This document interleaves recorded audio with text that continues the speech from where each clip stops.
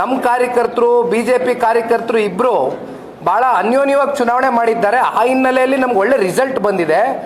ಹಾಗಾಗಿ ಸುಮ್ಮನೆ ಕಾಂಗ್ರೆಸ್ನ ಅಪಪ್ರಚಾರಗಳು ಏನೋ ಬಿರುಕಾಗ್ಬಿಟ್ಟಿದೆ JDS ಮತ್ತು BJPಯ ಸಂಬಂಧದ ಮಧ್ಯೆ ಅಂತಕ್ಕಂಥ ಇವೆಲ್ಲ ಸುಳ್ಳಿನ ಸೃಷ್ಟಿಗಳೇನಿದೆಯಲ್ಲ, ಇದು ಯಾವುದು ಕೂಡ ಆಗಕೂಡ್ದು ಅನ್ನೋದಕ್ಕೆ ಇವತ್ತು ಮುಂದಿನ ದಿನಗಳಲ್ಲಿ ಒಂದು ದಟ್ಟವಾದಂಥ ಒಂದು ಹೆಜ್ಜೆಯನ್ನು ಇವತ್ತು ನಮ್ಮ ನಾಯಕರಾದಂಥ ಕುಮಾರಣ್ಣ ಅವರ ನೇತೃತ್ವದಲ್ಲಿ ಭಾರತೀಯ ಜನತಾ ಪಾರ್ಟಿಯ ರಾಜ್ಯ ನಾಯಕರುಗಳು ಕೂಡ ಇದನ್ನು ಭಾಳ ಗಂಭೀರವಾಗಿ ಪರಿಗಣನೆಗೆ ತಗೊಂಡು ಮುಂದಿನ ದಿನಗಳಲ್ಲಿ ಕೋಆರ್ಡಿನೇಷನ್ ಕಮಿಟಿ ಅತಿ ಶೀಘ್ರದಲ್ಲೇ ಬಗೆಹರಿಸಲಿ ಅಂತಕ್ಕಂಥದ್ದು ನಾವೆಲ್ಲರೂ ಆಶಿಸ್ತೀವಿ.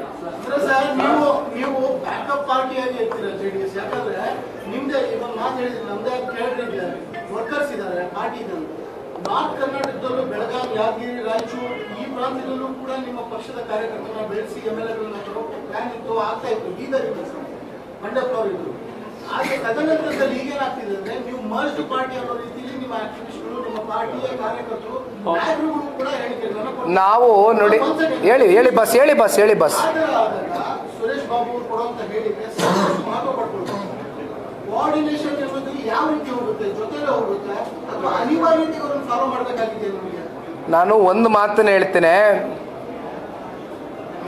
ಈ ರಾಜ್ಯದಲ್ಲಿ ಸನ್ಮಾನ್ಯ ದೇವೇಗೌಡರು ಸಾಹೇಬ್ರ ಹೋರಾಟದ ಕಿಚ್ಚಿದೆಯಲ್ಲ, ಹೋರಾಟದ ಹಿನ್ನೆಲೆಗಳಿದೆಯಲ್ಲ, ನಮ್ಮ ನಾಡಿನ ರೈತರ ಪರವಾಗಿ ಅಥವಾ ಅವ್ರಿಗೆ ನಮ್ಮ ನಾಡಿನ ನೀರಾವರಿ ವಿಚಾರಕ್ಕೆ ಸಂಬಂಧಪಟ್ಟಂತೆ ಇದ್ದಂಥ ದೂರದೃಷ್ಟಿಗಳು, ದೂರ ಕಲ್ಪನೆಗಳು ಇವತ್ತು ಕೇವಲ ಹಳೆ ಮೈಸೂರು ಪ್ರಾಂತ್ಯಕ್ಕಷ್ಟೇ ಅಲ್ಲ, ಇವತ್ತು ಕಲ್ಯಾಣ ಕರ್ನಾಟಕ ಹಾಗೂ ಇನ್ನು ಕಿತ್ತೂರು ಕರ್ನಾಟಕ ಇವೆಲ್ಲವೂ ಸೇರಿದಂತೆ ಸನ್ಮಾನ್ಯ ದೇವೇಗೌಡರು ಸಾಹೇಬ್ರ ಕೊಡುಗೆಗಳು ಸಾಕಷ್ಟು ಅಪಾರವಾಗಿದೆ.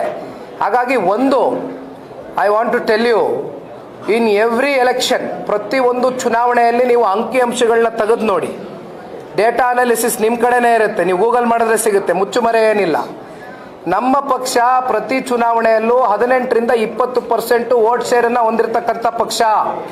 ಹಳೆ ಮೈಸೂರು ಪ್ರಾಂತ್ಯದಲ್ಲಿ 34%ಗಿಂತ ಹೆಚ್ಚು ವೋಟ್ ಶೇರನ್ನು ಹೊಂದಿರತಕ್ಕಂಥ ಪಕ್ಷ. ಈ ಪಕ್ಷವನ್ನು ಕಟ್ಬೆಳೆಸಿರ್ತಕ್ಕಂಥ ಕಾರ್ಯಕರ್ತರುಗಳು ಬಹುಶಃ ರಾಷ್ಟ್ರೀಯ ಪಕ್ಷಕ್ಕೂ ಮೀರಿ ಒಂದು ಹೆಜ್ಜೆ ಮುಂದೋಗಿ ಈ ಪ್ರಾದೇಶಿಕ ಪಕ್ಷವನ್ನು ಕಾಪಾಡ್ಕೊಳ್ಬೇಕು ಅಂತಕ್ಕಂಥ ಎಂಥ ಸಂದರ್ಭ ಬಂದರು. ನಾವು 40ರಿಂದ ಇವತ್ತು 18ಕ್ಕೆ ಇಳಿದಿರ್ಬೋದು. ಅದಕ್ಕೆ ಒಂದು ನಿಮಿಷ ಸರ್, ಅದಕ್ಕೆ ನಾನಾ ಕಾರಣಗಳಿದೆ. ನೀವು ಪ್ರಶ್ನೆ ಕೇಳಿದರೆ ನಾನು ಉತ್ತರ ಕೊಡ್ತೀನಿ. ಅದಕ್ಕೆ ನಾನಾ ಕಾರಣಗಳಿದೆ. ಹಿಂದೆ ಚುನಾವಣೆ ಸಂದರ್ಭ ಬೇರೆ ಇತ್ತು, ಸಿಚುವೇಶನ್ ವಾಸ್ ಡಿಫ್ರೆಂಟ್. ಅವತ್ತು ನಮಗಾಗಲಿ ಭಾರತೀಯ ಜನತಾ ಪಾರ್ಟಿಗಾಗಲಿ ಮಿತ್ರತ್ವ ಇರಲಿಲ್ಲ.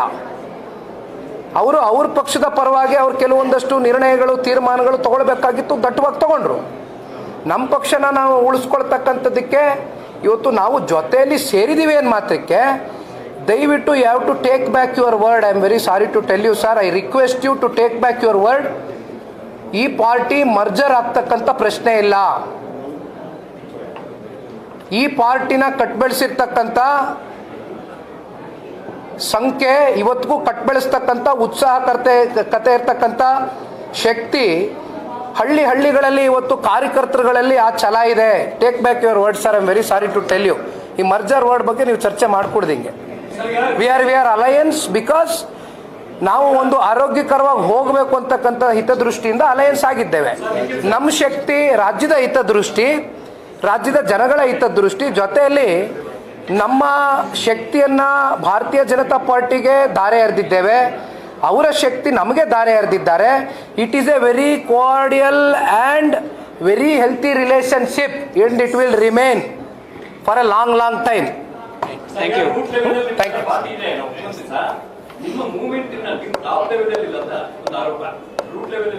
ಯಾವುದಣ್ಣ movement wait for few days sir.